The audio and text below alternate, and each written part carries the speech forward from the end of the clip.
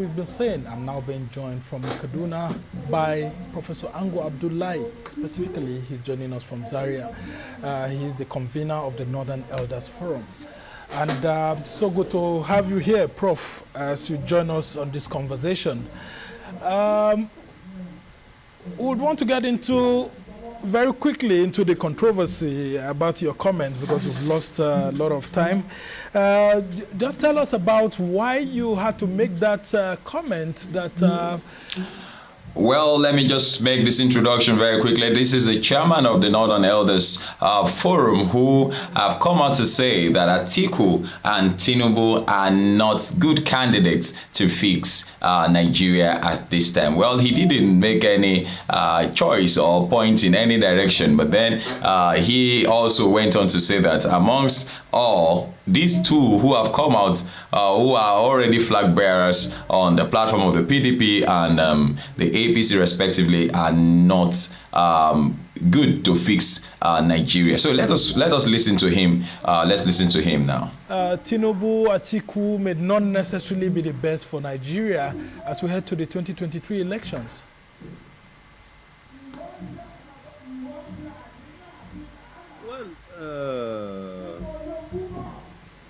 It's true.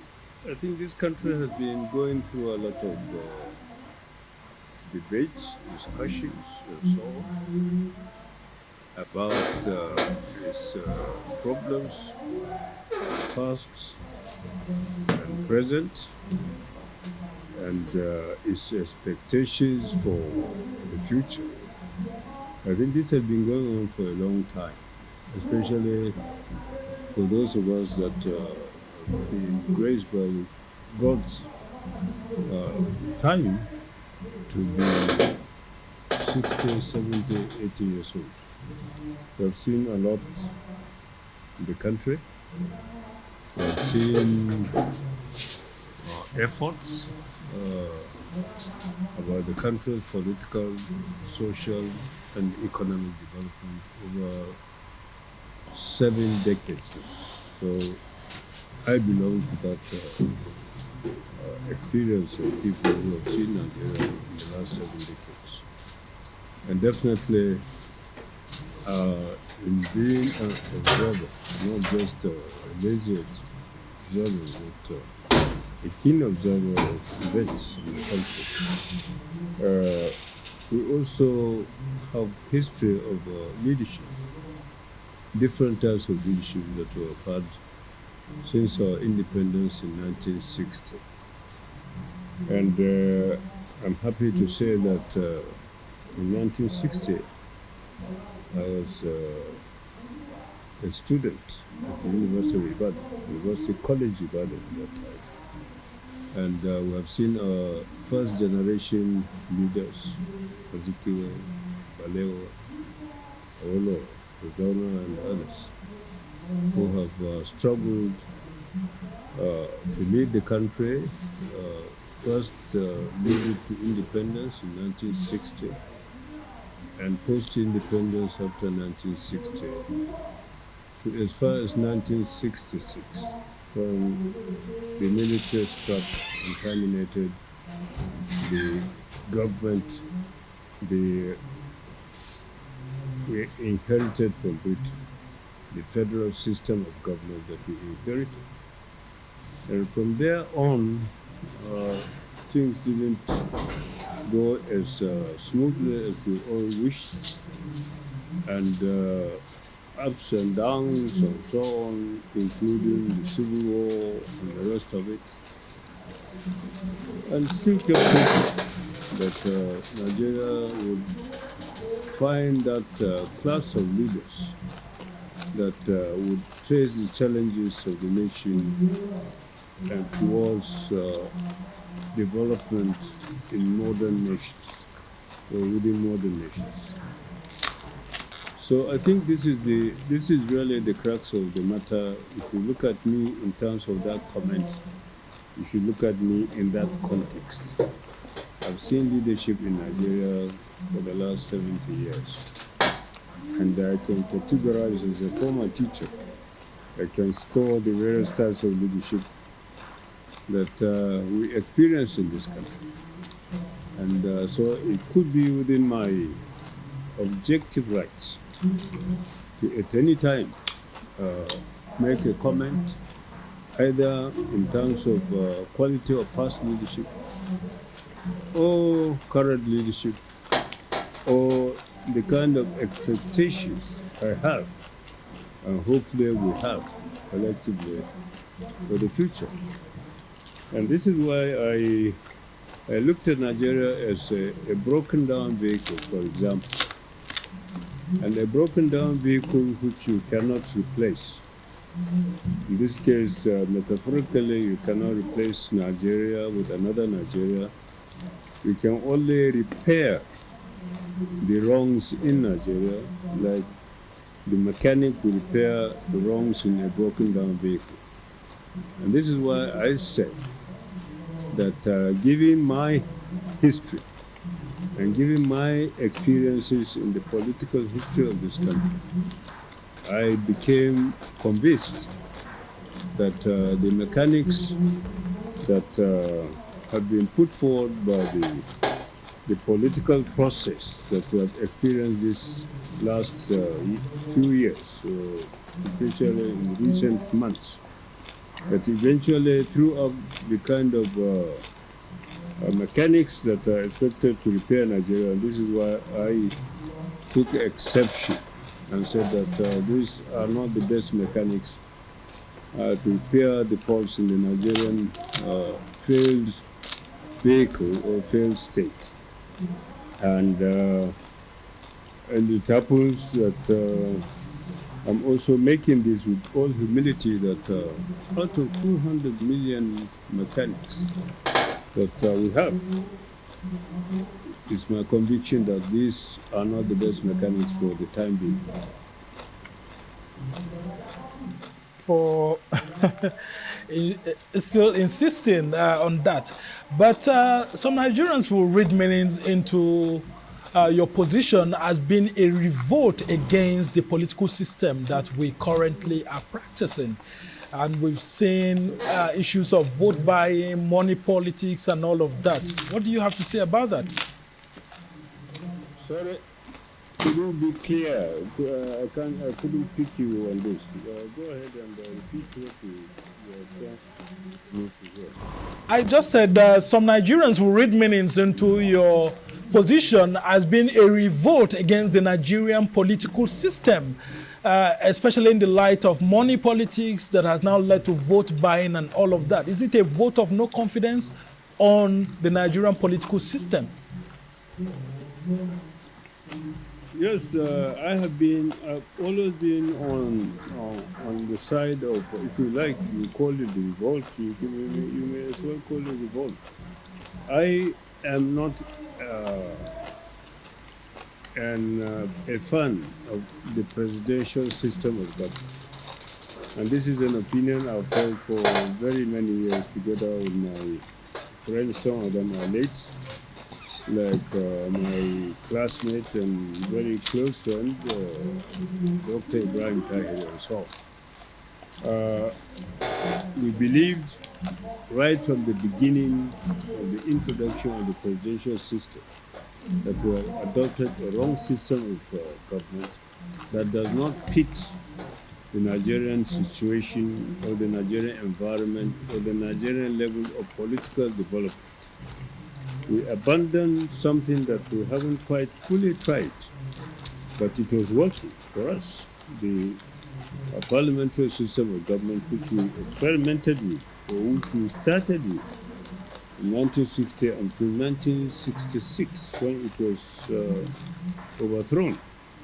And we thought that without giving us an opportunity to even debate the pros and cons of keeping parliamentary system vis-a-vis the dreams of some people who thought that we should borrow presidential system either from France or from America and so on. We are not given the opportunity to even discuss the pros and cons. We are just asked to go and pick a system, a presidential system, and it appears that the American presidential system is what was eventually brought. And to my mind, for so many years, we have experimented with the presidential system. It has not worked well for Nigeria. It has not worked well for Nigeria. And it's not fair to even say that when you... Yeah. Well, I'm sorry, sir. The Yorubas, we say, you know, I'm not supposed to interrupt when elders are talking, you know. So, but then, did you notice that there is brilliance in the way this man is delivering? He's an elderly man. He's an elder statesman. He's a northerner. But you will discover that he's brilliant, and he knows what he's saying. And I bet you he knows where his certificates are. He knows where his certificates are. If these ones that are now the trending issue now is no certificates, and you want to get employed, you want to serve, it's not possible. They talk to us as if every other person is dumb, as if we do not have reasoning, as if there is no reasoning for every other person, as if they are the only ones who know how to think. Let's listen to Baba a little more, then we will we'll move on. We'll move on from there. But please do drop your comment, make them simple and simple as it goes. So let's listen to him a little more, then we'll move on. With the 6 years or 5 years we had from 1960 to 1966, Nigeria made a lot more progress between 1960 and 1966 than it has made under the presidential system of government that we started with Shagari, and eventually for the last 20 years we have been trial and error and so on.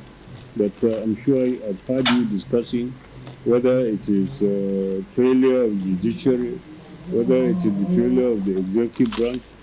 It is just the failure of the system that we have brought in, and the system does not fit our situation. Okay, a failure of the system. But isn't it... I'm not a fan of presidential system of government that we are operating now. Isn't it because the presidential system of government through the executive presidency actually aligned with the military concept of a strong man at the center to give orders because of the Nigerian nature, the nature of Nigerians not wanting to follow procedures easily? That's why the military insisted that we should have the presidential or executive presidential system kind of government. Then why are we crying about restructuring? When you hear people cry now about restructuring, they want true federalism. They want all sorts of true this, true that, true that, true that. We have moved away from basic elements of good federal system of government, regional blocks that were working constitutionally, a new SMS from socially and economically. The northern region, the eastern region, the western region, and so on, they were working. And each region has its own constitution. And this is what now we are asking for. We want to decentralization of authority from the federal system of government, which sounds like a unitary system of government. In fact, from 1966, we had nothing other than unitary system of government, because when Ironsi came, he abolished the regions and introduced provinces, provincial system of government. And this is the beginning, to my mind, of centralized system of government in Nigeria under the first military coup. And this is what almost translated into the presidential system we borrowed from the United States. And even in the United States, if you look at how their states are operating, obviously there is a lot of independence of decisions, of legislation, and so on in the state vis-a-vis the federal government. and so on. So I don't know when people are talking about restructuring. I don't know what they are trying to talk about, whether they want more states, whether they want more local governments.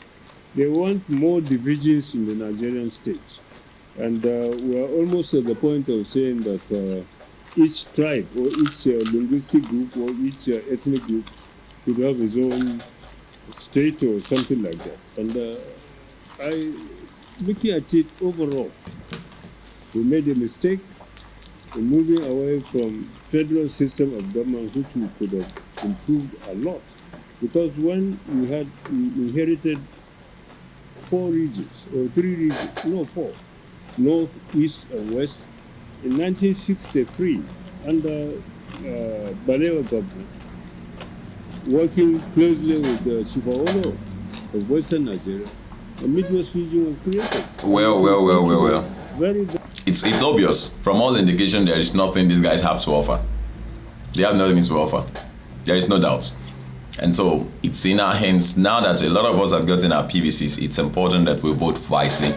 Don't sell your votes. Don't take money from anybody because to cast your vote for them. No. Say no to vote buying. Well, thank you very much for joining us. This is Serious Matters on ONIF TV. My name is Olukunle Abraham. Of course, please don't forget to drop your comment, make them simple and civil, and also share our videos with others. Thank you very much for watching. Bye-bye.